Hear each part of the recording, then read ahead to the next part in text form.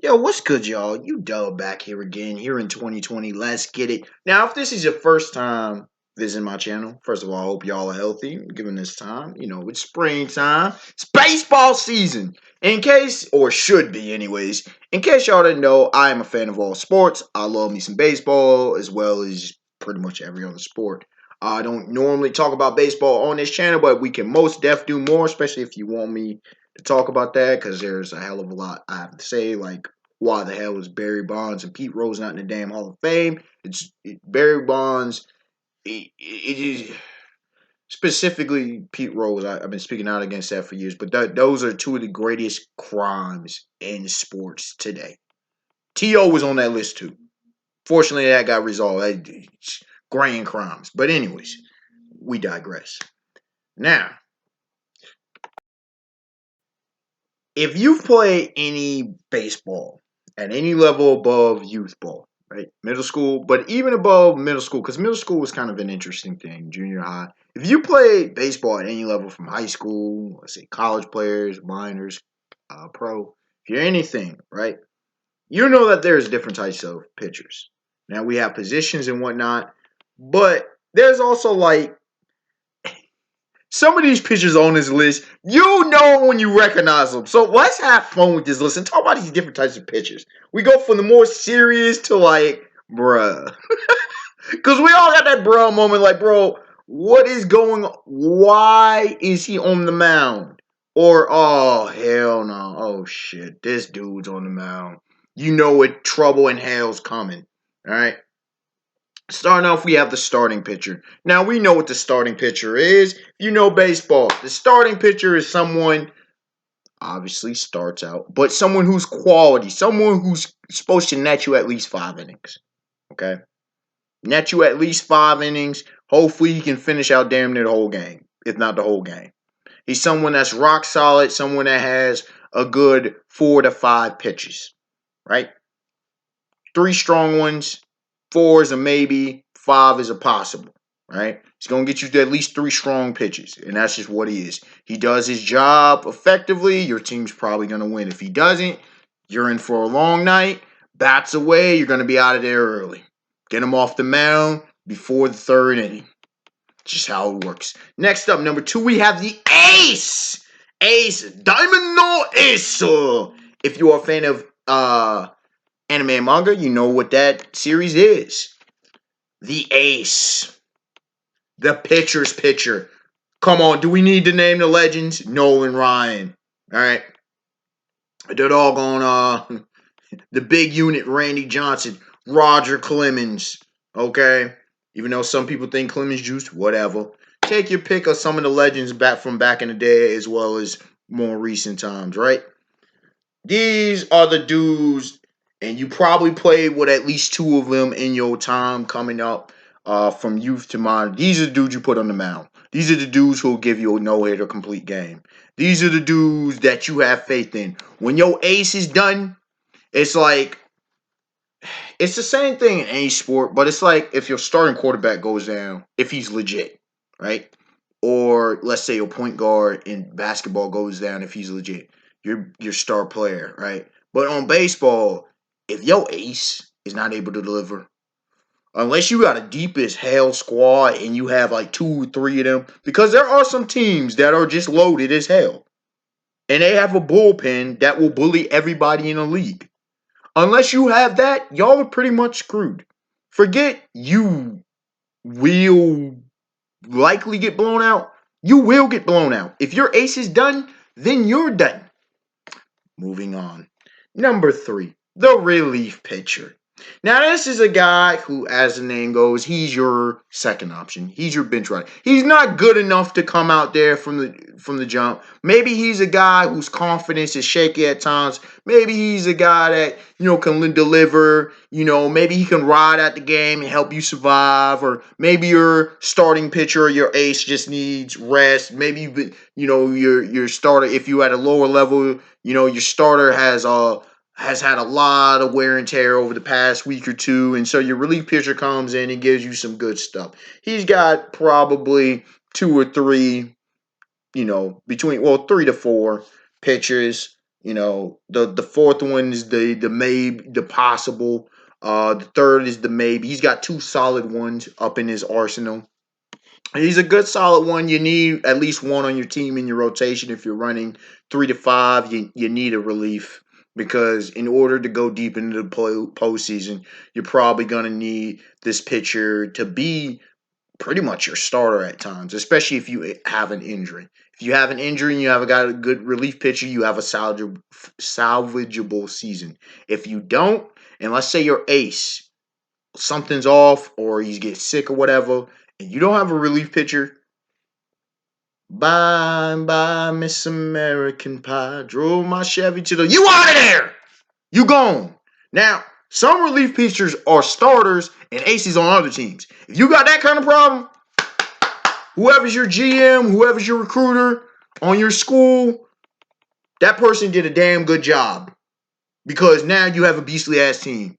As your bullpen goes, so does your team. If you have, of course, you need the bats to be working. But if you don't have a bullpen to hold your game down, and you put your outfield in problems, your infield, and, a bunch of hoppers in between the gaps. Y'all see this face. Y'all know the frustration when you ain't got solid pitching, throwing wild ass pitches, walking folk, bases loaded consistently, and you just in the outfield like, bro, why am I playing this game again? Hell, I might as well be playing golf at this point because at least I can rely on my damn self. Moving on. Number 4, the closer. Remember Gagne? You remember all them saves? The closer's job is simple. I know. It seems self-explanatory. The closer's job is simple when the team is constructed right. You come in there, you get us out of here, you bring us home. Okay? You get us on out of there. Now, hopefully you don't really need for the season to come down too much to the closer. Hopefully not. But if your team is sorry, then you just might. So you're going to need a closer. This dude got one solid pitch. He might got 2, third are possible. The second pitch, if you got a closer with 2 legit pitches, his ass need to be in the majors. I'm just saying. Your closer is that dude. You know what pitch is coming, and you can't stop it. He is the expert at that pitch, right? If it's any kind of breaking ball, if it's a curve, his curves are the sickest thing. They start hearing it, They come from here and they come in on you, strike, and you just like, bro, what is that?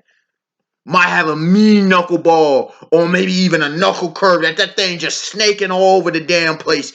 And you could Casey at the bat on that bitch. Might have a straight 2-seam wicked fastball where he just down the pipe and all the right angles and all the paint in the corners, bloody red. Might have a slider that comes wicked across and you just reaching like it's golf, bruh. Listen, bro.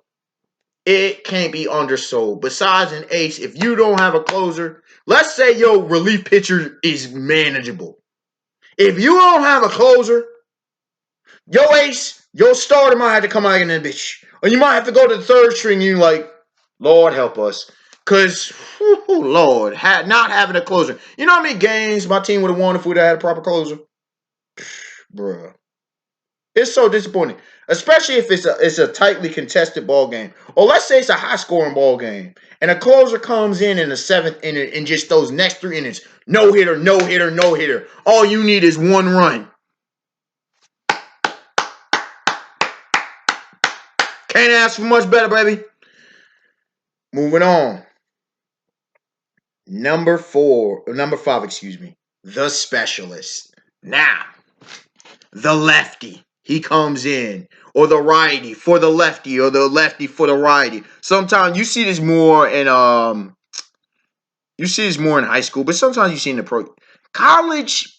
It depends on now you might see this in like the College World Series where they just throwing guys out there. So it's pitching by committee, but the specialist, where you know that if it's a small ball team He destroys bunting. Right? He forces them to choke up on it to where that person can't bunt right. You know, if they want home runs, they bring in that. It's a right-handed team, they bring in that killer lefty, or if it's a left-handed team, they bring in that killer righty. You know what I'm talking about. He's got all them special damn throws. He's throwing from here. He's throwing underneath like Chinese Taipei from back in the day. Like, dog, he's throwing all kinds of stuff. Like, the fucking catcher has to warm up again with him because this guy is just wild, potentially. He's your wild card. If you have a specialist, I don't know what to tell you, bro. He's just that guy on the team, right? He just he's just that guy on the team, and he can somewhat pitch, but he's a loose cannon, and you hope you praying that he's on that day. Next up, number 6, the substitute. You know who the substitute is, especially at the lower levels, right? The substitute is that guy who plays shortstop, possibly second, center field, catcher, first, all the rest of the positions, probably not. The guy who can pitch. Because you either need a pitcher or because your pitching squad has been straight trash. Your bullpen, they got drunk the night before. So, Todd, come in here. Yes, you're on the mound. And everybody's like, all right, so we're going to need 15 runs this game. And you hope he limits you to 6 or less. There you go. Coming in at number 7, the last resort. Now, I wasn't trying to rag on the substitute pitcher, but he's what he is. Alright? He's not your guy. He's not any of the top 5 that I mentioned. Then you have your last resort. Now, your last resort is this. You have no one else. Team's been suspended. If you're in school, folks are sick, and you barely fielding the team, and you're like, damn. Well, we need our center fielder. We need a shortstop. We need a first baseman. We need a third baseman. All right, Jimmy. Jimmy, come on. Jason, warm up with him. Everybody looking like, Coach, what is this? He can at least get it over the plate. Okay? He's accurate enough to get it. Listen, Jimmy. I'm calling the pitches. You follow my signal. Or your catcher will call the pitches. You follow the signal. Don't try to get any creative. All right? Just simple. I'm going to give you 3 simple pitches. We're going to give you a 4-seam fastball. I'm going to give you a 2-seam fastball. I'm going to give you a curve. You better not leave that motherfucker hanging either. Because if you do, you're going to the end of the bench and you're not seeing PT for at least 3 games. All right. Let's go out and play some ball.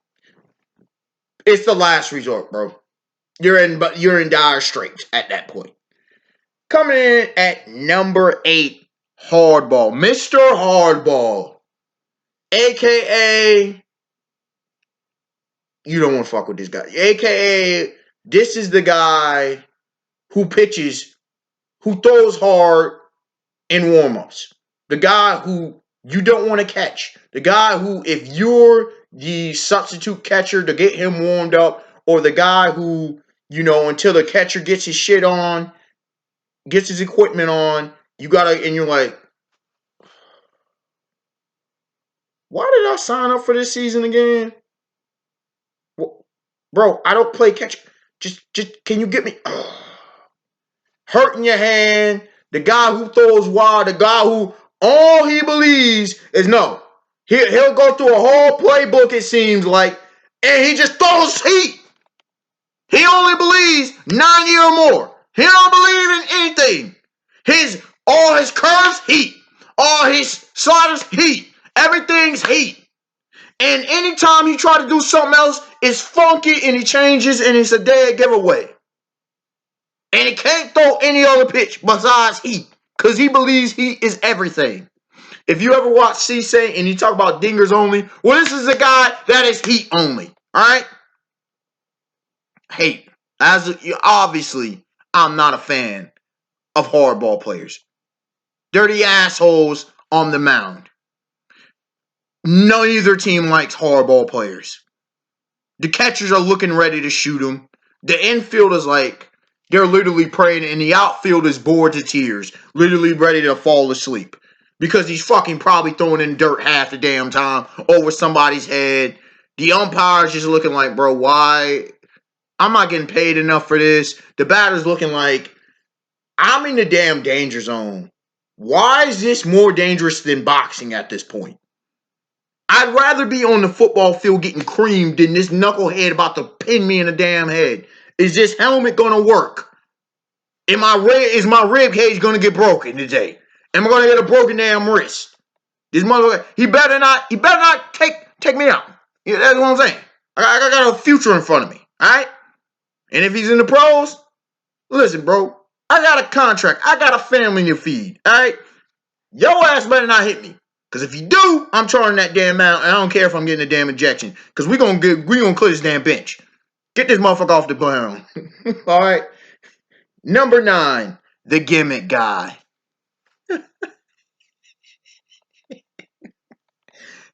Listen, I had to do this in here for pure comedy. Y'all know who the gimmick guy is. It's the guy who thinks he gonna rewrite baseball history. AKA, he can't really pitch. But coaches throw him on the mound because he's the coach's son, because he's, the coach doesn't really have talent at his school, because, he did good for, 3 games, and they've been winning. So, hell, we're going to throw him on the pitch. I mean, he's throwing stuff from angles. Now, in all fairness, the gimmick guy can be great, okay? The gimmick guy can be great because here's the thing. He can be thrown all over, and he'll get undisciplined batters to swing. The problem is when he becomes versus disciplined batters, they're just going to start teeing off on his ass. Or they're just going to hit singles and just account for runs. Because gimmicks, like they mentioned, only go so far. A gimmick guy now, if the gimmick guy was a student of his craft, he can fool you and throw a lot of feints, and test the waters. But, most gimmick guys, they don't get past 1 year of playing on the mound. Because why? They're not really good. Right? Because if they no longer were a gimmick guy, then they would be a starter, an ace, or a closer. Gimmick guy is the relief guy who's not polished. Let's be honest. And finally, last but certainly not least, the thinker. Now, a thinker can come in a few different ways, in a few different forms. The thinker can be simply because the guy is nervous. He's not really used to live action. Let's say he's that practice warrior. He's always practicing. But he doesn't have a lot of experience, so he's trying to figure it out. Or, and here's the evolve version, digivolve into an absolute monster. The cerebral assassin. Someone who's on the mound. Now, unfortunately, some of them are thinking too damn long and take a minute or two on the mound, and you literally let it fall asleep. Now, what he can do is he can lull first base to sleep, and you can throw him out. But the thinker is thinking the whole entire field. He's thinking different plays at one time, shaking it off, and looking at situational baseball. If you're playing against a thinker, bro, you're in for a long game. If your team has a thinker, and if your thinker is ace level, bro, you're not really losing a lot of ball games. Because why? The thinker understands the game very well. Now, if your thinker is sorry, and there are teams that put sorry ass pitchers out there, then you're going to lose a lot of ball games because he's going to be easy to read, and you're just going to start seeing tee off over the fences, double triples, inside the park home runs. You get the drill. Parade season, a lot of steals. But if your thinker is legit, so it's a double-edged sword. It's a double-edged sword. That's just what it is. I expect everyone to like, comment, subscribe. Tell me your thoughts. If you want any other baseball discussions, if you want, please. I love what y'all have to say. What is y'all experience with each of these type players? This was a fun video to make, and I would love to do more like this in the future. Just let me know. And until next time, y'all have a beautiful day, beautiful night. Peace. Stay healthy, stay safe, and don't be stupid out here. Also, if you're one of the more trash pitchers out there, get get your game up.